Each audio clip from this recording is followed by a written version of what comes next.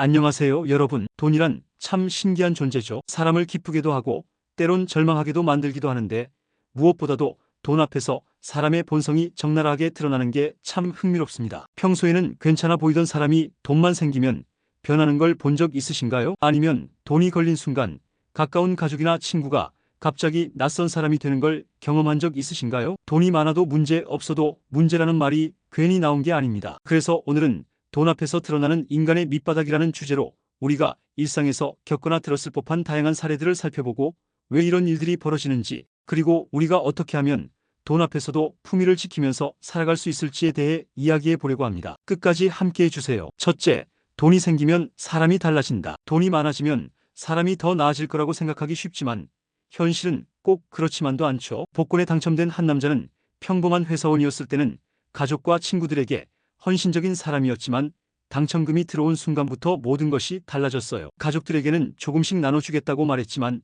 시간이 지나면서 점점 마음이 바뀌었고 결국 돈을 줄 수 없다는 말만 반복했죠. 주변 사람들도 처음에는 축하해줬지만 남자의 태도가 달라지는 걸 보면서 하나둘씩 멀어지기 시작했습니다. 결국 그는 외롭게 돈을 쓰는 사람이 되었죠. 또 다른 사례로는 사업이 대박이 나면서 한순간에 돈을 많이 번 사람이 있는데 과거에는 힘든 시절을 함께한 친구들에게 늘 고마움을 표현하던 사람이었어요. 하지만 돈을 벌고 나서는 주변 사람을 깔보는 태도를 보이기 시작했고 자신을 도와줬던 친구들을 점점 무시하며 혼자만의 세상을 만들어갔습니다. 결국 친구들은 하나둘 떠나갔고 그는 엄청난 재산을 가졌지만 마음을 나눌 사람은 한 명도 없는 처지가 됐죠. 마지막으로 한 젊은이가 평소에는 겸손하고 성실했지만 주식 투자로 큰 돈을 벌고 나서는 돌변한 사례도 있습니다. 한때는 작은 돈도 아껴 쓰던 사람이었는데 돈이 생기고 나니 사람들을 대하는 태도가 거만해지고 자신보다 경제적으로 어려운 사람들을 무시하는 모습까지 보이기 시작했어요. 결국 그 돈을 지키지 못하고 다 잃었을 때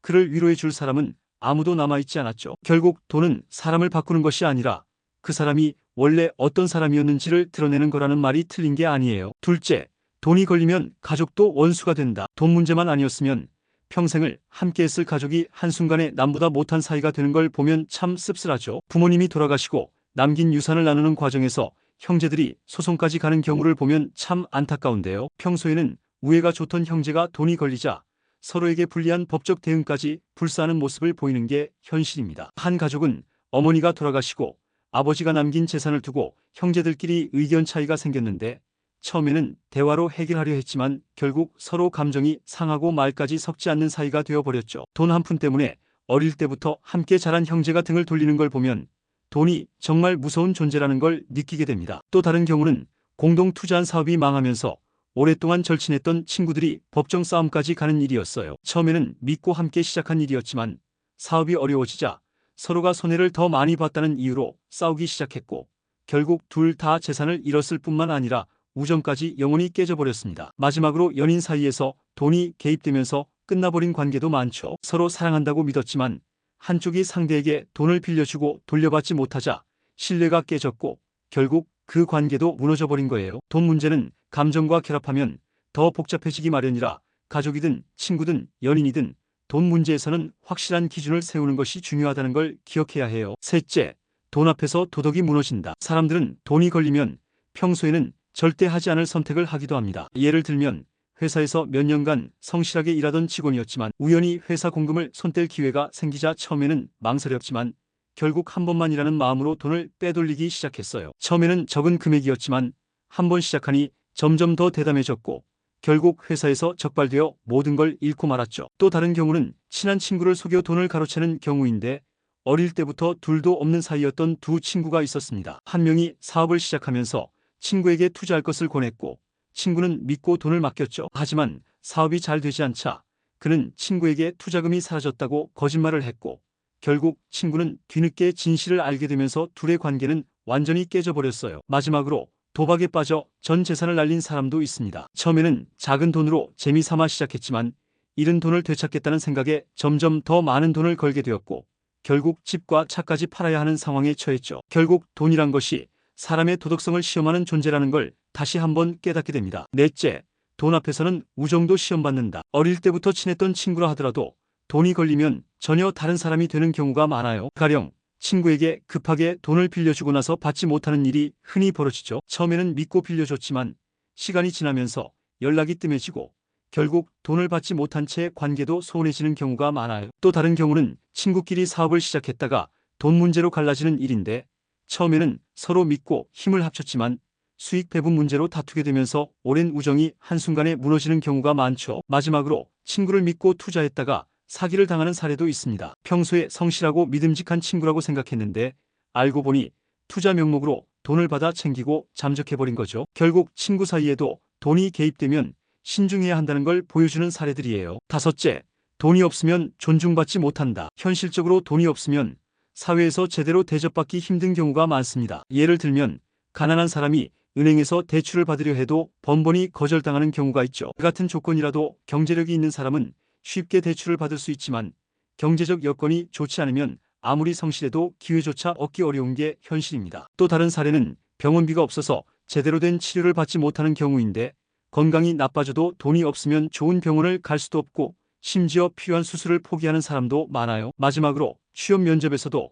경제적 배경이 중요한 요소가 되는 경우가 많죠. 학벌이나 능력도 중요하지만 경제적 여유가 있는 사람들은 좋은 교육을 받고 여러 경험을 쌓을 기회가 많기 때문에 결국 사회적 경쟁에서 유리한 위치에 서게 되는 경우가 많아요. 결국 돈이 없으면 세상이 차갑게 대한다는 걸 부정하기 어려운 현실입니다. 여섯째, 돈 때문에 사랑도 변질된다. 사랑이란 감정이 가장 순수한 것처럼 보이지만 돈이 개입되면 그 본질이 쉽게 흔들리곤 해요. 예를 들어 결혼을 앞두고 있던 한 커플이 있었는데 결혼 준비 과정에서 한쪽이 상대의 재산을 따지기 시작하면서 관계가 서서히 삐걱거리기 시작했어요. 연애할 때는 돈이 중요한 게 아니라고 했지만 막상 결혼이 가까워지자 경제적 차이가 신경 쓰이기 시작했던 거죠. 결국 서로를 사랑한다고 생각했지만 돈 앞에서 갈등을 해결하지 못하고 결혼을 포기해야 했어요. 또 다른 경우는 경제적 어려움을 이유로 연인이 갈라지는 일이에요. 처음엔 아무리 힘들어도 함께 극복하자고 다짐했지만 현실이 점점 더 어려워지면서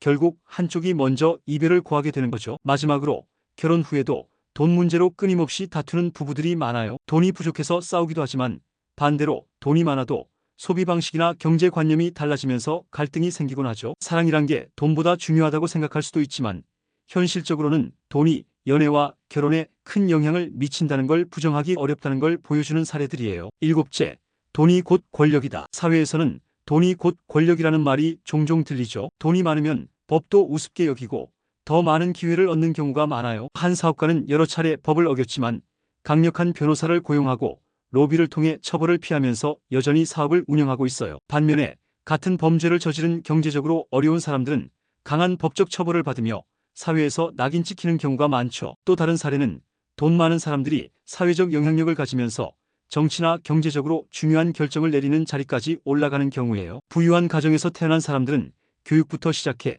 인맥까지 탄탄한 기반을 갖추고 있기 때문에 일반인들은 넘볼 수 없는 위치까지 쉽게 도달하곤 하죠. 마지막으로 관계에서도 돈이 권력처럼 작용하는 경우가 많아요. 경제적 여유가 있는 사람이 더 많은 선택권을 가지게 되고 반대로 경제적으로 어려운 사람은 관계에서 항상 낮은 위치에 있는 듯한 느낌을 받을 수밖에 없어요. 결국 돈이 있느냐 없느냐에 따라 사람들의 태도와 대우가 달라지는 게 현실이라는 걸 보여주는 예들이죠. 여덟째, 돈이 있으면 사람이 몰려들고 없어지면 떠난다. 돈이 많을 때는 주변에 사람들이 몰려들지만 돈이 사라지는 순간 함께했던 사람들이 떠나는 모습을 본 적 있으신가요? 한때 성공해서 많은 사람들에게 둘러싸였던 사람이 있었어요. 그는 사람들에게 아낌없이 베풀며 호의를 베풀었지만 사업이 망하고 경제적으로 어려워지자 예전의 친구들은 하나둘 연락을 끊었어요. 결국 진짜 친구는 없었다는 걸 깨닫게 된 거죠. 또 다른 경우는 돈을 많이 쓰는 사람일수록 주변에서 더 환영받는 현실이에요. 예를 들어 술자리에서 늘 한턱 내던 사람이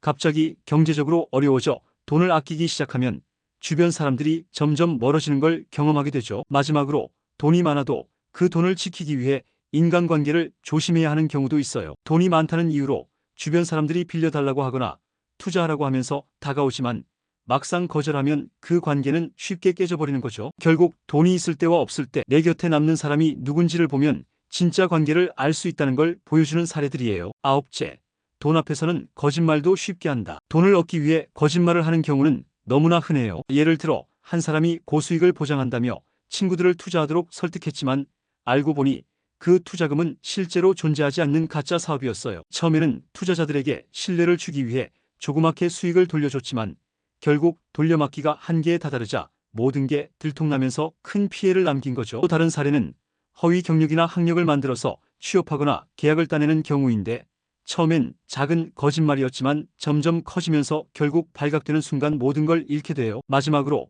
돈을 빌릴 때도 거짓말을 하는 경우가 많아요. 급한 일이 있다며 돈을 빌려가놓고 나중에는 갚을 능력이 없다는 걸 알면서도 모른 척하는 거죠. 결국 돈을 위해 거짓말을 하면 신뢰를 잃게 되고 한번 신뢰를 잃은 사람은 다시 회복하기 어렵다는 걸 깨닫게 되는 경우가 많아요. 열째, 돈이 많아도 불행한 사람들. 돈이 많다고 해서 반드시 행복한 건 아니에요. 예를 들어 엄청난 재산을 가진 한 재벌 가문에서 상속 싸움이 벌어지는 걸 보면 돈이 많을수록 가족 간의 갈등이 더 심해질 수도 있다는 걸 보여줘요. 또 다른 경우는 재산은 많지만 마음을 나눌 사람이 없어 외롭게 사는 사람들이에요. 모든 걸 다 가졌지만 믿을 수 있는 친구 하나 없는 경우도 많아요. 마지막으로 돈을 많이 가졌어도 그 돈을 잃을까봐 불안해하며 사는 부자들도 많아요. 돈을 벌기 전에는 행복할 거라고 생각했지만 막상 돈을 가지고 나니 잃을까봐 전전긍긍하며 사는 거죠. 결국 중요한 건 돈의 많고 적음이 아니라 돈을 어떻게 바라보느냐에 달려 있다는 걸 보여주는 사례들이에요. 오늘은 돈 앞에서 드러나는 인간의 밑바닥이라는 주제로 다양한 이야기들을 나눠봤는데요. 돈이 많아도 없어도